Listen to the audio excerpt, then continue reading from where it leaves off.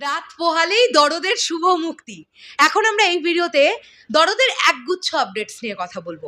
সত্যি বলতে কি, যেহেতু মুক্তি একেবারেই আসন্ন, তাই এখন পার্টিকুলারলি কোনো সাবজেক্ট নিয়ে একদম এক্স্যাক্টলি একটা ভিডিও করা পসিবল না, কারণ এত পরিমাণ আপডেটস আসছে। আমি ভাবলাম সাকিবিয়ান ভাইদের বোনেদের একটা ভিডিওর মধ্যে অন্তত 3-4টে আপডেট আমি একসঙ্গে প্রোভাইড করি। চলো, তোমরা অনেকগুলো আপডেট পাবে, তার মধ্যে থাকবে দরদের নতুন পোস্টার রিয়াকশনও থাকবে, তার সঙ্গে সঙ্গে হল রিলেটেড আপডেটস পাবো। তার মধ্যে আমরা দারুণ একটা বিষয় নিয়ে কথা বলবো।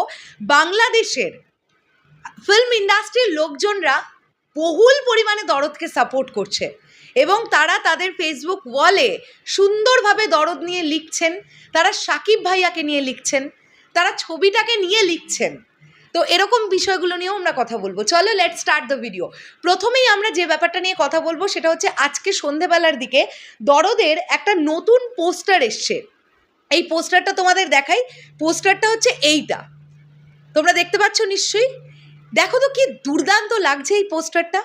আমি একটাই জিনিস ভাবছি যে এত সুন্দর পোস্টারগুলো আগে কেন ড্রপ করা হলো না, মানে কেন মানে জাস্ট রিলিজের আগের দিন এরকম সুন্দর সুন্দর পোস্টার ড্রপ করা হচ্ছে। সাকিব ভাইয়াকে কি সুন্দর, মানে কি সুন্দর বলতে কি ভয়ঙ্কর দেখতে লাগছে।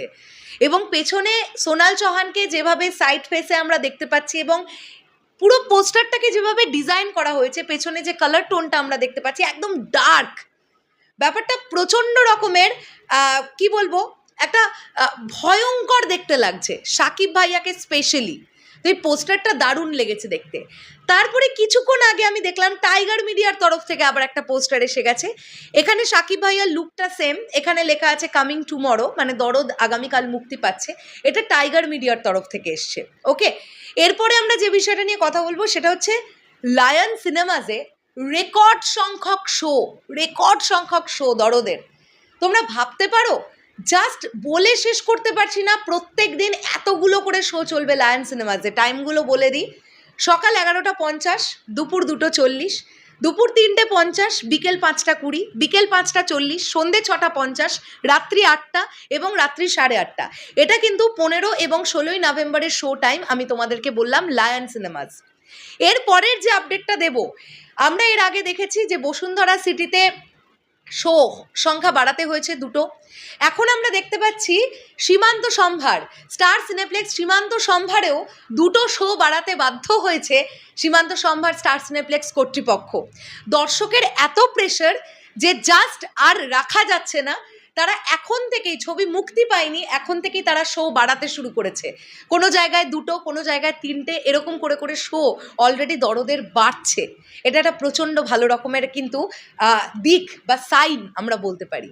এর পরবর্তীতে আমরা যে আপডেটটা নিয়ে কথা বলবো, কিছুক্ষণ আগে ডিরেক্টর সঞ্জয় সমাদ্দার তিনি দরদ নিয়ে দারুণ একটা পোস্ট করেছেন। সেই পোস্টটা তোমাদের সামনে একটুখানি তুলে ধরতে চাই। সঞ্জয় সমাদ্দার লিখছেন এবং সেটা শেয়ার করেছেন অনন্য মামুন ভাইয়া নিজে।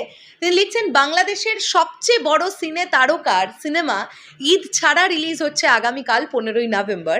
এটা চলচ্চিত্র কর্মী হিসেবে ভীষণ আনন্দের। অনন্য মামুন ভাই ও তার প্রডিউসার সাহস দেখিয়েছেন। টিজার ট্রেলার ভীষণ প্রমিসিং। সাকিব ভাইয়ের অভিনয়ে জীবনের সেরা ফর্মে আছেন। অভিনয়ের দুর্দান্ত প্রদর্শনী হবে আশা রাখাই যায়। Content is king. দরদ দর্শকদের মন জয় করুক। সবাই মিলে সিনেমা হলে। প্রচণ্ডভাবে শুভকামনা রাখলাম দরদ টিমের জন্য। তো এটা সঞ্জয় সমাদ্দার, তিনি তার তরফ থেকে ওয়েল উইশ জানিয়েছেন দরদ টিমের প্রতি। এবং শুধুমাত্র সঞ্জয় সমাদ্দার বলে নয়, আমরা বিভিন্ন অ্যাক্টর অ্যাক্ট্রেসদেরও তাদেরকেও সোশ্যাল মিডিয়ায় পোস্ট করতে দেখতে পাচ্ছি দরদ নিয়ে। এই বিষয়গুলো আমাদের কাছে ভীষণ ভালো লাগার একটা মুহূর্ত, তাই না? এবং প্রত্যেকে এটা নিয়ে আলোচনা করছেন, ইন্ডাস্ট্রির ভেতরে আলোচনা শুরু হয়ে গেছে যে ঈদ ছাড়া এই সিনেমাটার এই পরিমাণ অগ্রিম টিকিট বুকিং হচ্ছে, যা আপডেট পাচ্ছি। অলরেডি 18 থেকে 20 লাখ টাকার টিকিট অলরেডি বিক্রি হয়ে গেছে, অগ্রিম টিকিট বিক্রি হয়ে গেছে। রাজকুমারের ওপেনিং ডে যে কালেকশন ছিল, মানে মাল্টিপ্লেক্স সিনেপ্লেক্স মিলিয়ে, তার থেকে অনেক অনেক অনেক দূর ছাড়িয়ে গেছে দরদের অ্যাডভান্স বুকিং কেবলমাত্র। সো আমরা আশা রাখছি যে এই সিনেমাটার ওপেনিং দুরন্ত হতে চলেছে। যেমন সিঙ্গেল স্ক্রিনে আমরা কাতারে কাতারে দর্শক দেখতে পাবো, ঠিক তেমনই সেম সিনারিও আমরা আগামীকাল স্টার সিনেপ্লেক্স বলি, ব্লকবাস্টার সিনেমাস বলি, লায়ন সিনেমাস বলি, সব জায়গাতে আমরা একই সিচুয়েশন দেখতে পাবো, এরকমটা আমরা আশা রাখছি। আর এটা আশা রাখার কিছু নেই, এটা প্রমাণিত।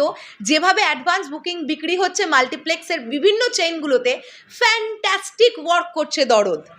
এবারে দেখা যাক যে তুফানের ওপেনিং ডের যে কালেকশনটা ছিল সেটা অবধি দরদ কতটা যেতে পারে, নাকি সেটা কেউ ছাড়িয়ে যায়।